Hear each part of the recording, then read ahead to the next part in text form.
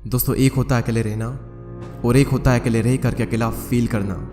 भले ही हमारी टेक्नोलॉजी बहुत ही एडवांस हो चुकी हो, हम चांद तक क्यों ना पहुंच गए हो, लेकिन हमारा सबकॉन्शियस माइंड उस रफ्तार से डेवलप नहीं हो पाया है। उसे आज भी यही लगता है कि जिस तरह हमारे लिए पहले ग्रुप में रहना जरूरी था, क्योंकि अगर ग्रुप में नहीं रहेंगे तो जानवरों को शिकार नहीं कर पाएंगे, बल्कि खुद जानवरों का शिकार बन जाएंगे। और इसी वजह से हमारा ब्रेन आज भी अकेलेपन को डेंजर का साइन मानता है। साइंटिस्ट ने एक बार एक एक्सपेरिमेंट किया और उसमें लोगों से पूछा गया कि आप अपने नेगेटिव थॉट्स के साथ में 15 मिनट अकेले रहना पसंद करेंगे या फिर एक बिजली का झटका।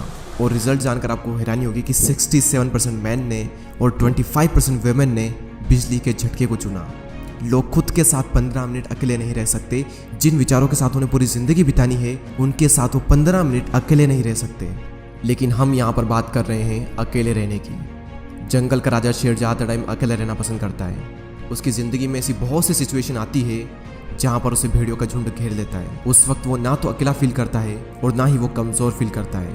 उसे पता होता है कि इन सब के लिए तो मैं अकेला ही काफ़ी हूँ। और आप ये बात जान लो कि ग्रुप हमेशा फॉलोअर्स का होता है, लीडर अकेला ही लीड करता है। शेर अकेला किसी मजबूरी के कारण नहीं रहता, बल्कि वो अपनी चॉइस से अकेला रहता है। इस दुनिया के ज़्यादातर हाईली सक्सेसफुल लोग इंट्रोवर्ट हैं। इंट्रोवर्ट यानी कि वो लोग जिन्हें अकेले रहना पसंद होता है, जो लोगों में जाना पसंद नहीं करते।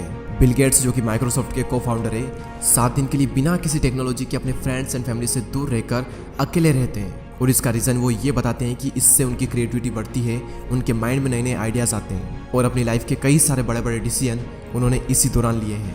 और ये सभी लोग किसी मजबूरी की वजह से अकेले नहीं रहते, ये अपनी चॉइस से अकेले रहते हैं, क्योंकि उन्हें पता होता है कि एक अकेला इंसान कुछ भी कर सकता है। अकेले रहने के 4 ऐसे फायदे मैं आपको बताऊंगा, जिन्हें समझने के बाद में आप भी अकेले रहना पसंद करोगे। पहला पॉइंट है बूस्ट क्रिएटिविटी।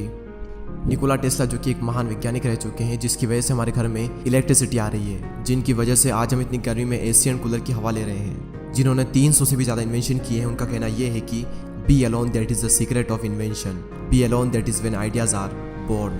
अकेले रहो क्योंकि यही वो समय है जहाँ पर आइडियाज़ पनपते हैं। अकेले रहो क्योंकि यही वो टाइम है जब इन्वेंशन होते हैं। निकोला टेस्ला जब खोज कर रहे थे तब उनके पास कोई भी ज़्यादा बड़ी टीम नहीं थी।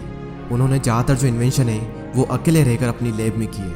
और रिसर्च बताती है कि जब आप अकेले होते हो और कुछ भी नहीं कर रहे होते हो, तब आपके ब्रेन के DMN यानी कि डिफ़ॉल्ट मोड नेटवर्क में ज़्यादा एक्टिविटी होने लगती है। और इसी नेटवर्क की वजह से इंसान क्रिएटिव सोचता है, उसके ब्रेन में नए नए आइडियाज़ आते हैं। सर आइजैक न्यूटन को भी क्रिएटिविटी का आइडिया तब आया था जब वो अकेले एक एप्पल ट्री के नीचे बैठे थे। मेरे इस यूट्यूब चैनल पर इतनी सारी वीडियो है, इनमें से एक भी वीडियो ऐसी नहीं है जो कि मैंने किसी के साथ बैठकर बनाई हो। सारी वीडियोस के आइडिया मुझे अकेले में आए हैं और सभी वीडियो की स्क्रिप्ट मैंने अकेले बैठकर ही लिखी है। अगर मेरे साथ कोई है तो मैं कभी भी काम नहीं कर सकता। मुझे एकांत माहौल चाहिए क्रिएटिव सोचने के लिए। सेकंड पॉइंट है इंक्रीज्ड फोकस।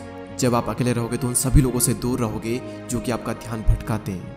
आपका पूरा फोकस बस एक ही जगह पर रहेगा, आप चाह कर भी भटक नहीं सकते। आज से 4 साल पहले जब मैंने अपनी यूट्यूब जर्नी स्टार्ट की थी, तब मेरी लाइफ में सिर्फ 3 से 4 ही फ्रेंड थे और उनसे भी मेरा मिलना बहुत ही कम होता था।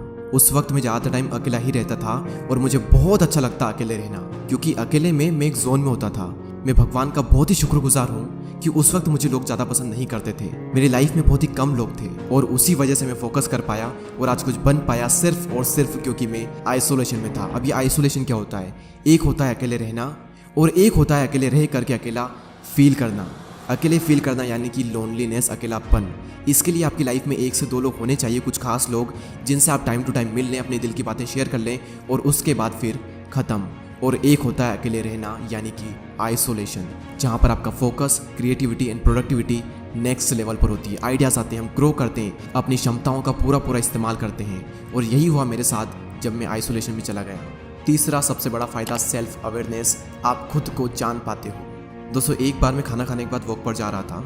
रास्ता काफ़ी लंबा था, आधा रास्ता बीत गया।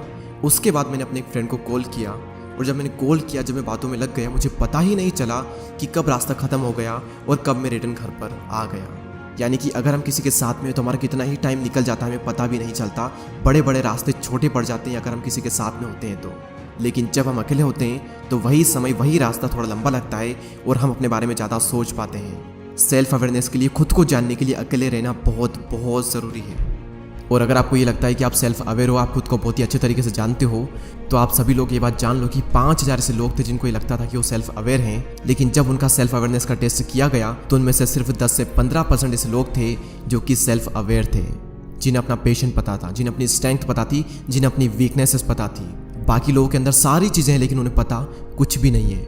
तो अकेले समय बिताओ और खुद को जानो, क्योंकि जो पूरी दुनिया को जानने में लगा रहता है वो किसी को भी नहीं जान पाता, लेकिन जो खुद को जान लेता है वो सभी को जान लेता है। नेक्स्ट पॉइंट यहाँ पर आता है मास्टर योर इमोशन। यहाँ पर फिर से वही बात आती है कि जो इंसान अपने इमोशंस को समझ लेता है वो पूरी दुनिया के इमोशंस को समझ लेगा। Royal Enfield, Mountain Dew, Maggi और ऐसी और भी कई सारी कंपनी के आपने एडवर्टाइजमेंट जरूर देखे होंगे। ये सभी कंपनी जब भी ऐड करती है तो ये कभी भी अपने प्रोडक्ट के बारे में बात नहीं करती है। वो ये नहीं बताती कि इनके अंदर क्या क्या इंग्रेडिएंट्स है, क्या क्या स्पेसिफिकेशन है, इसका टेस्ट कैसा है। उनका सिर्फ एक मकसद होता है कि उस एड को वो लोगों के इमोशन के साथ में कनेक्ट कर दे, क्योंकि उन्हें पता है कि लोग इमोशनली ज़्यादा कनेक्ट होते हैं। अब सवाल यहाँ पर यह आता है कि ये जो मार्केटिंग कंपनीज है ये लोगों के इमोशन को समझ कैसे पाते हैं। सिंपल सा तरीका है कि ये लोग पहले खुद के इमोशन को समझते हैं, उसके बाद ये पूरी दुनिया के इमोशन को समझ जाते हैं। तो इन फ्यूचर में अगर आपको लोगों को इन्फ्लुएंस करना हो या फिर आपका कुछ भी ऐसा काम हो जहाँ पर आपको लोगों को इमोशनली कनेक्टेड करना हो, तो आपको खुद के इमोशन को मास्टर करना बहुत ज़रूरी है। और खुद के इमोशन को समझने के लिए आपको पहले खुद को समझना होगा, और खुद को समझने के लिए आपको अकेले रहना ही होगा। तो इसीलिए अकेले रहें, एकांत में रहें और अपनी पूरी आत्मा एक काम में डाल दो। एक दिन लोग आपसे मिलने को तरस जाएंगे। दोस्तों इस वीडियो में इतना ही। अगर आपको ये वीडियो अच्छी लगती है तो लाइक करें एंड चैनल को सब्सक्राइब करके बेल आइकन को प्रेस करें। मैं आपसे मिलूंगा अगले वीडियो में, तब तक के लिए जय हिंद, जय भारत।